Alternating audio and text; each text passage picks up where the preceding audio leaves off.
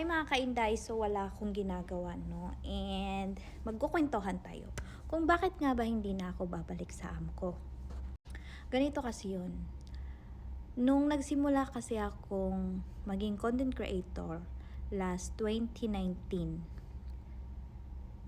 nangako ako sa sarili ko na kapag nakatapos ako sa kontrakta ko, is hindi na ako babalik sa pagtatrabaho sa bahay. Kung hindi, ang pinangarap ko is sa labas, magtatrabaho.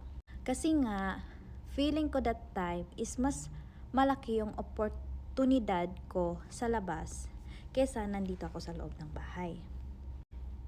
And ayun na nga, medyo na-stuck nga ako sa Pilipinas ng 8 months and doon ko nakita at kumita sa Facebook page ko.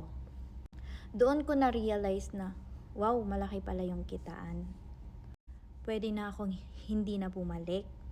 Pero na-realize ko din na kung kumikita ako through Facebook, pwede rin naman na kumikita ako and meron din akong mga endorsement kagaya nung nasa bahay pa ako.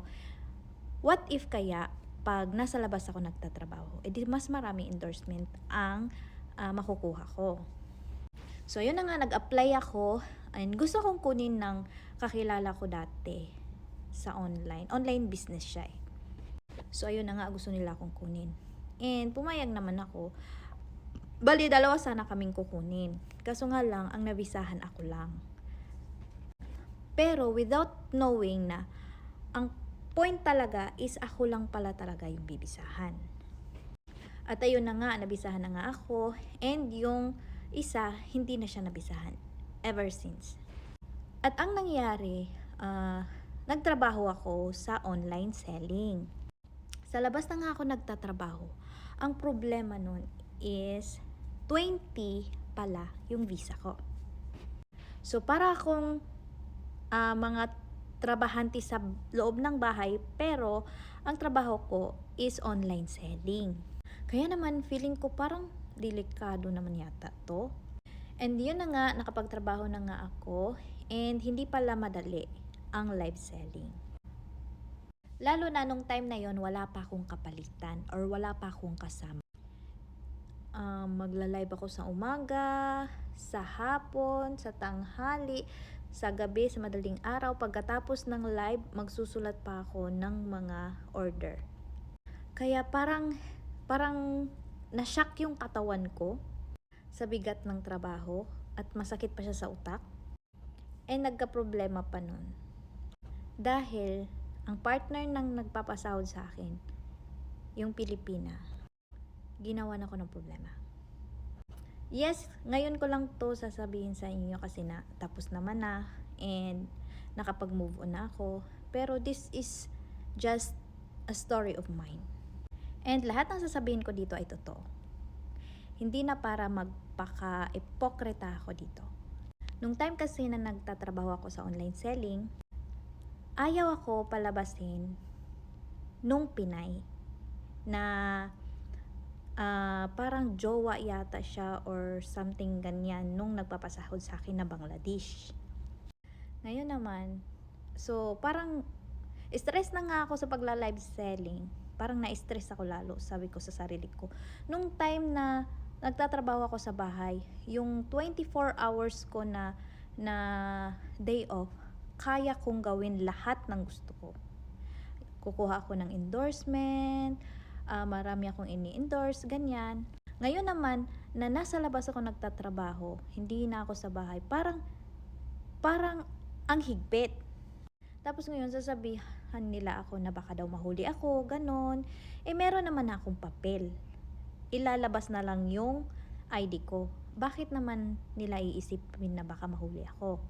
Hindi ko alam kung illegal ba that time, pero ang alam ko, yung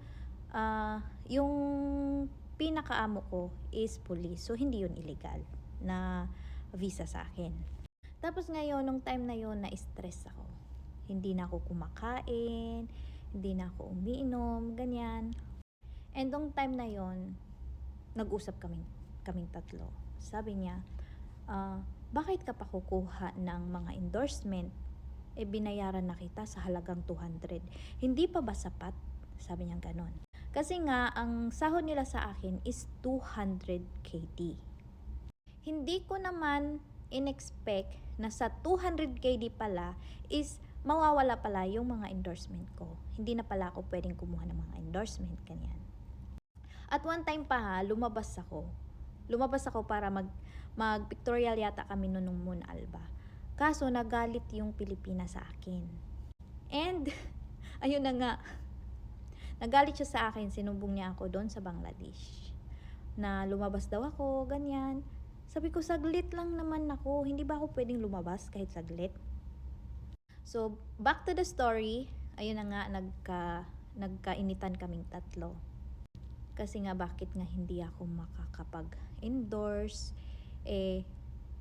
Damit lang naman yung binibenta namin. Pwede naman siguro akong kumuha ng mga endorsement na pagkain, ganyan. Yung mga, yung mga exchange, ganyan. Kasi hindi naman kasali yun eh. Wala naman yun sa wala naman yun sa binibenta namin sa online selling eh. Kaya naman, doon na ako nagkasakit. Kasi hindi na ako kumakain, ang bigat ng pakiramdam ko, ang lito ng utak ko, ang sakit sa utak, tapos nagtatrabaho pa ako.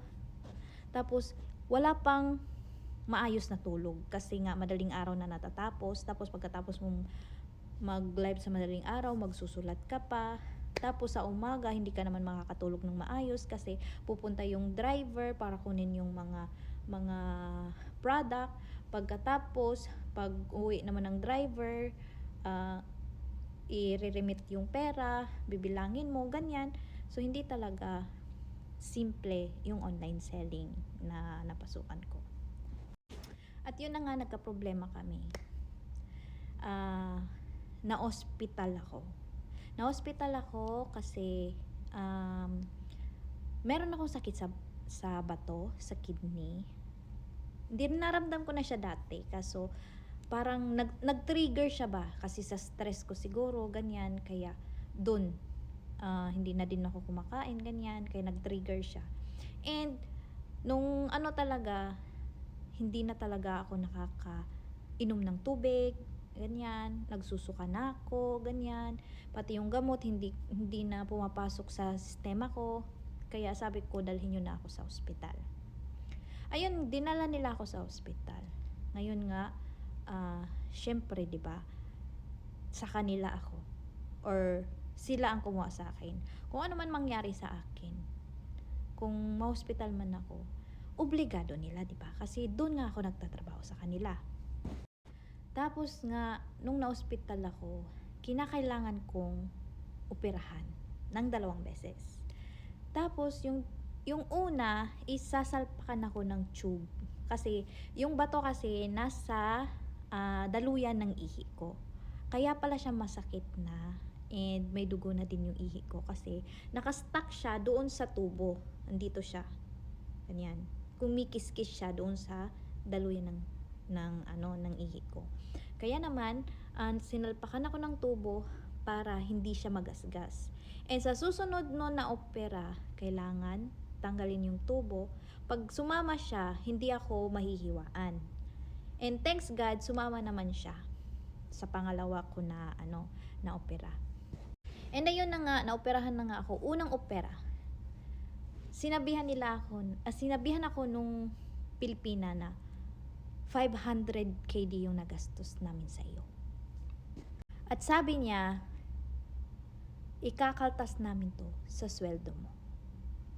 So, ayan nga, nataranta ako kasi 500 KD ikakaltas sa sahod ko. Yung sahod ko na 200, kinakaltasan nila dun sa pera na pinadala namin, dun sa isa kong kasama, na kukunin dapat nila.